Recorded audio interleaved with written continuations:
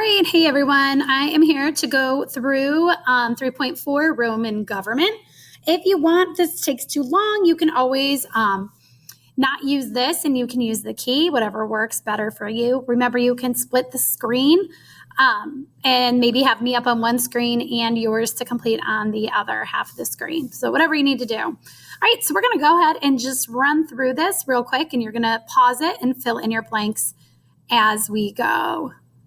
All right, and remember, do the best that you can. All right, so today we're talking about tripartite government. That means a government with three parts.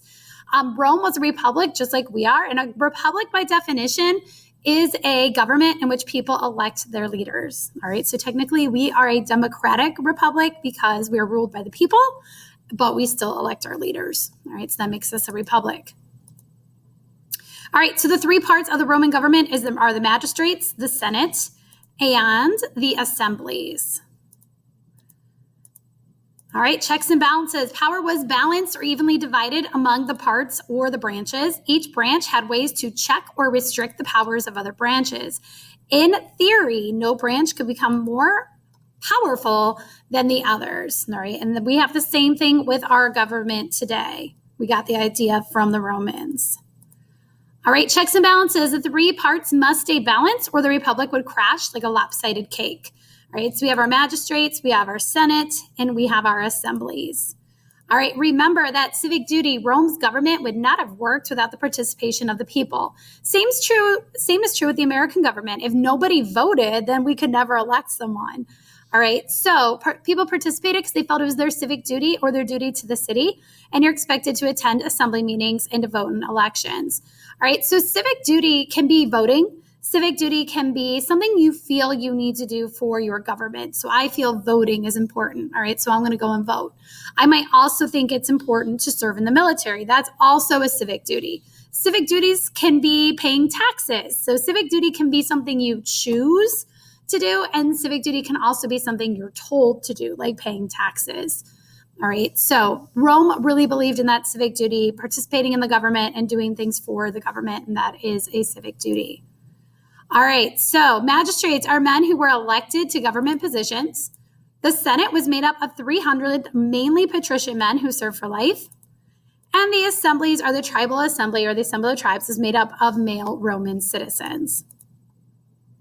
We also have a plebeian council that is made up of male plebeians. The centurate, or the assembly of centuries, was made up of citizen soldiers. All right, so let's start with our first branch. All right, and these are the magistrates, or the councils. All right, and so we're going to start here.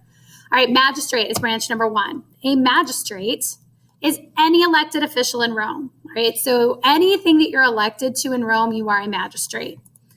The two most powerful magistrates in Rome are councils. All right, two councils, so one person didn't become too powerful, and eventually one had to be a plebeian, so they gave that power to the lower class person. All right, so with the councils, they ran the government, carried out laws, and commanded the army. They served 1-year terms. Councils approved each other's actions, and each had the power to overrule the other's actions with a veto. And remember, veto is literally Latin for I forbid. All right. Okay, only in times of crisis, you could actually nominate a dictator. A dictator could rule up to 6 months with complete control over everything. Cincinnatus was an example of a modern dictator. In 15 days, he took control over the army, led them to victory, attended a victory celebration, and then gave his power up back to Rome. All right, and people always still look at Cincinnatus as that ideal ruler. He did what he had to do, and then he had the most powerful position in the world and gave it up as soon as he finished what he needed to do. George Washington is called the American Cincinnatus because George Washington led America to the victory in our Revolutionary War. He served 2 terms as president, and then he's like, I'm done. Like, I've done everything I can do for my country. It's now time for someone else, where other people might have stayed and continued to hold that powerful position. All right, so we're still in magistrate. We're going to tribunes. By 449 BC, 10 plebeians were elected tribunes. They served 1-year terms as well. They acted as advocates for the plebeians. So these people are going to be representing your lower class people. Eventually, tribunes became very powerful and could even veto actions of the Senate. So the tribunes represent the plebeians. See how there's a B and a B there? That's how I always remember tribunes represent the plebeians. Now, at the beginning, the tribunes were represented the plebeians, but plebeians couldn't be a tribune. That actually comes a little bit later, all right? But tribunes represent the plebeians. All right, magistrates carried out the laws and were responsible for the day-to-day operations and running the republic. All right, so we're now gone to assemblies. The soldiers were divided into groups of 100 or a century based on wealth. Each group of 100 would vote, and then their representative would cast their official votes. The votes of the wealthy members outweighed the votes of the poorer members. So 100 soldiers is a century, and that counted as one total vote. All right, so you can see how your lower level people would not get as big of a voice. All right, so the Centuriate Assembly passed laws, they made peace, and they declared war. The tribal assemblies, divided into tribes based on geographic location, these votes by tribe members were tallied and cast as one vote. Again, your lower level people get a voice, but not as big of one. All right, so they come together and then one official vote. All right, let's go to the senators. All right, remember, senators are only people. What's nice about Rome is you either serve for 1 year or you serve for life. There's nothing in between. All right, so the Senate was made up of 300 of the most wealthy people and highest ranking Romans, including patricians and eventually, much later, some plebeians. They advised and nominated the consuls, and they served for life. All right, that's the big thing with the Roman Senate. 300 members, and they served for life. All right, so they decided foreign policy. They acted as a court.